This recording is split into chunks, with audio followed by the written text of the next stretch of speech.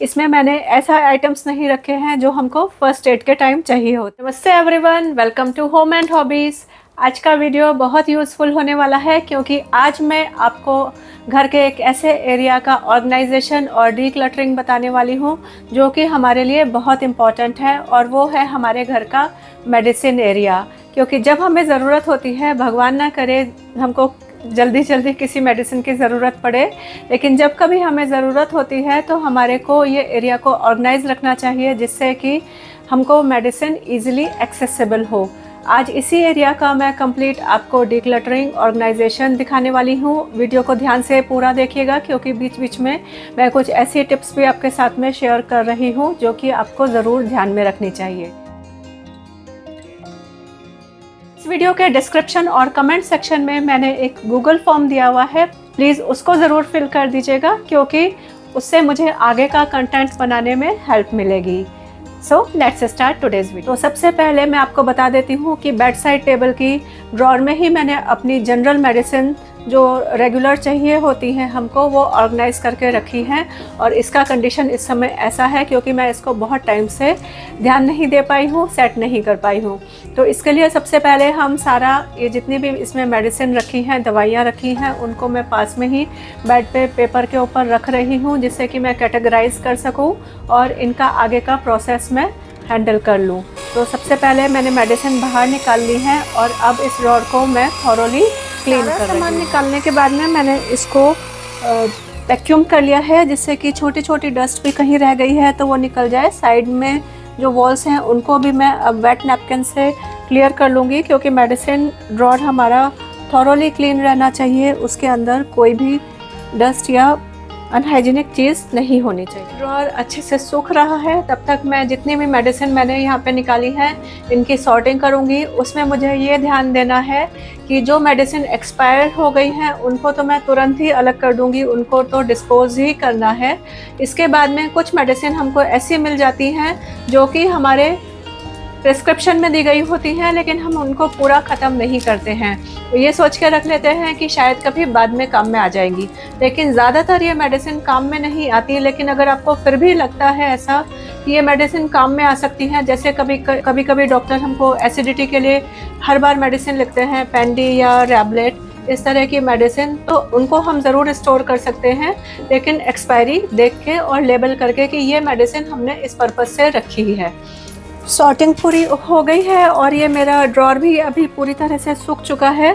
तो यहाँ पे मैं इस ड्रॉर को, जिससे कि ये नीचे गंदी ना हो, इसके लिए मैं कोई लाइनर लगाने की जगह ये मैं इस तरह के जो पैकेजिंग्स आते हैं, ये कार्डबोर्ड के अच्छे रहते हैं हार्ड, मैं इस तरह के पैकेजिंग वाले पेपर संभाल के रखती हूँ या कार्डबोर्ड्स जो कि हमारे इजीली किसी भी ड्रॉर में एज अ ड्रॉर लाइनर लग जाते हैं और हमारा ड्रॉर भी उसमें देखने में नीट एंड टाइडी लगता है। ऑर्गेनाइजिंग के लिए ये मैं कुछ डिवाइडर्स यूज़ कर रही हूँ जिससे कि मेडिसिन हमको चाहिए वो अलग अलग सेक्शंस में आ जाए। तो ये मैं इनको यहाँ पे फिट कर रही हूँ। उसके बाद में जो ज़्यादा मेरे पास में मेडिसिन है उनके लिए मैं इस तरह का बॉक्स यूज़ कर रही हूँ। इसको मैं ओपन ही रखूँगी क्योंकि अगर मैं इसको क्लोज़ करती हूँ तो कई बार मेडिसिन ऊपर आ जाती हैं तो ये ड्रॉर क्लोज़ करनी उसमें डिफ़िकल्ट हो जाती है। डिवाइडर्स लगा के इस ड्रॉर के सेक्शंस कर दिए हैं। Now let's start organising. Sorting करने के बाद में मैंने ये सब कैटेगरीज बना ली हैं। ये सब आप अपनी फैमिली के रिक्वायरमेंट और अपने घर के मेडिसिन एरिया के अकॉर्डिंग बना सकते हैं। जैसे इस ड्रॉर के अंदर जनरल मेडिसिन रहती हैं जो किसी के भी यूज़ आती हैं, जैसे ये हेडेक या बॉडी एक के लिए मैंने एक पैकेट अलग से बना दिया है, रबर बैंड लगा के लेबल कर दिया। एसिडिटी और स्टमक एक के लिए मैंने एक अलग पैकेट बना दिया है, और ये फीवर और मल्टीविटामिन्स की मैंने एक अलग पैकेट में रख दी है। तो ये आप अपने नीड के अकॉर्डिंग, अपनी फैमिली के अकॉर्डिंग इस तरह से कैटेगराइज कर सकते हैं। और ज़रूरी नहीं है कि आप ये इनको रबर बैंड लगा के पेपर में रैप करके रखें। आप इनको किसी पॉली बैग में या जो पेपर के बैग्स आते हैं उनमें भी लेबल करके रख सकते हैं, लेकिन यकीन मानिए जब आपको ज़रूरत होगी तो आप उस समय इन दवाइयों को आराम से निकाल सकते हैं। और इम्पॉर्टेंट पॉइंट ये बता रही हूँ कि कोई भी मेडिसिन हो, कभी उसको, जैसे हम कई बार सोचते हैं कि जैसे हमारी ये इतनी खाली हो गई है यहाँ से मेडिसिन, तो हम इसको यहाँ से कट कर दें तो ये हमारा स्पेस सेव हो जाएगा। ये करना कई बार बहुत रिस्की हो जाता है, क्योंकि अगर इसमें यहाँ पे इसकी आपकी एक्सपायरी डेट वाला एरिया कट गया तो आपको ये पता ही नहीं चलेगा कि ये मेडिसिन अब आपके काम की है या नहीं है। तो अगर आप सीजर से कट कर भी रहे हैं, जैसे ये वाली मेडिसिन का एरिया खाली हो गया है, तो आप देख लीजिए कि वहाँ पे उसकी एक्सपायरी डेट और मैन्युफैक्चरिंग डेट तो नहीं कट रही है, या फिर नाम तो नहीं उसका स्पॉइल हो रहा है। तो मैंने ये इसीलिए कट करके नहीं रखा है, कई बार हमसे ऐसी गलती हो चुकी है, इसीलिए मैं आज आपके साथ में शेयर कर रही हूँ कि इस तरह की गलतियों से बचिए, जिससे कि आपकी कोई भी मेडिसिन वेस्ट भी ना जाए और फालतू रखी भी ना रहे। बाकी का अरेंजमेंट जल्दी से आपको शो कर देती हूँ।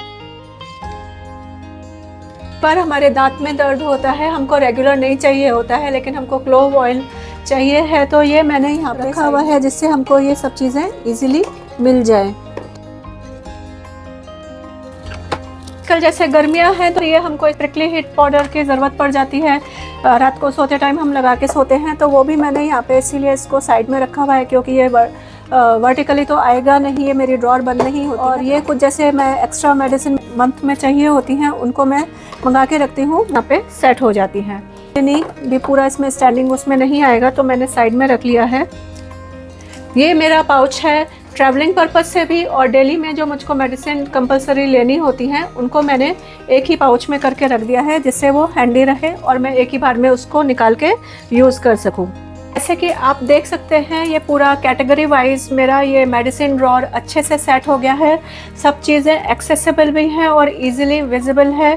अलग अलग तरह के मैंने यहाँ पे कैटेगरीज बना के ये सेक्शन अलग बना दिया। ये मेरा डेली जो यूज़ होता है वो मैंने किट में ही रखा हुआ है, जिससे कि जब हमें ट्रैवलिंग करनी होती है ये वाला किट मैं ऐसे ही रख लेती हूँ। और यहाँ पे मेरे जितने ये वाले जनरल मुझको चाहिए होते हैं, जैसे पेन रिलीफ बाम है, हेडेक के लिए आता है अमृतांजन का बाम, मीन्स मुझको जो कुछ आइटम्स चाहिए होते हैं रेगुलर सेट करके रख लिए हैं। पीछे मैंने यहाँ पे एक ये बैंडेड भी रखा है, जिससे इमीडिएटली कभी ज़रूरत हो तो मिल जाए, कभी कहीं कट लग जाता है। वोलिनी स्प्रे है, इस तरह की चीज़ें मेरी इजीली यहाँ पे एक्सेस में भी हैं। और ये ड्रॉर मेरी अब इस समय पूरी तरह से डीक्लटर हो चुकी है। इसमें मैंने ऐसा आइटम्स नहीं रखे हैं जो हमको फर्स्ट एड के टाइम चाहिए होते हैं। आइए अब मैं आपको वो एरिया भी अपना शो कर देती हूँ। अब मैं आपको दिखा रही हूँ कि ये मेरा एक और सेक्शन है जहाँ पे मैं रखती हूँ अपना ये फ़र्स्ट एड बॉक्स। इसमें सारी चीज़ें रहती है फ़र्स्ट एड के टाइम, जैसे ज़रूरत पड़ जाए। मैं आपको अभी ओपन करके बता रही हूँ। ऐसे बीपी मॉनिटर और जितने भी हमारे घर में मेंबर्स की मेडिकल फाइल्स हैं, जो प्रिस्क्रिप्शन फाइल्स हैं या कुछ इमीडिएट चाहिए होती हैं किसी डॉक्टर के पास में जाने के लिए, वो भी मैंने यहाँ पे साइड में सेट करके रखी हैं। और ये पीछे रखा हुआ है एक हीटिंग बेल्ट और कॉटन का बंडल, कई बार ज़रूरत पड़ जाती है। और फर्स्ट एड बॉक्स में मैंने डाल के रखी हैं ये सब चीज़ें, जो कभी जैसे किसी के चोट लग जाए या कभी ज़रूरत हो तो हम उसको ईज़िली एक्सेस कर सकें। तो जैसे ये थर्मामीटर है, ये सोफ्रामाइसिन की ट्यूब है, ये गॉज क्लॉथ है। इसके नीचे वाले सेक्शन में ये एडहेसिव टेप है और ये कॉटन का बंडल रखा हुआ है और ये डिसइंफेक्टेंट है, बीटाडिन है। और पीछे एक मैंने रखी हुई है, इसके अंदर सीज़र की कटिंग जैसे कई बार करनी पड़ती है बैंडेज की, वह है ये। इसके अंदर बीटाडिन की भी मैंने ट्यूब डाली हुई है। जैसे अगर आपके घर में बच्चे हैं तो अगर ऐसी सब चीज़ें आप हैंडी रखेंगे तो आपको कभी भी उनके लिए प्रॉब्लम नहीं होगी उनके, क्योंकि कई बार चोट लग जाती है तो हम पैनिक हो जाते हैं कि सारा सामान कहाँ से लेके आएँ। ये नियोस्पोरिन पाउडर है। मेरा फर्स्ट एड किट एक हमेशा इस तरह से रेडी रहता है। ये वाला पोर्शन मैंने एक अलमारी के अपने उसमें बनाया हुआ है।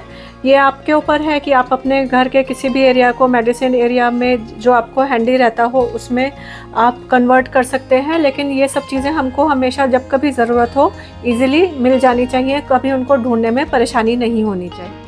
तो आज मैंने आपके साथ में एक घर के बहुत इम्पॉर्टेंट एरिया का ऑर्गेनाइजेशन एंड डिक्लटरिंग शेयर किया। टाइम टू टाइम हमें अपने इन एरियाज़ को मेंटेन रखना चाहिए, क्योंकि कभी भी ज़रूरत पड़े तो हमको कोई परेशानी ना हो।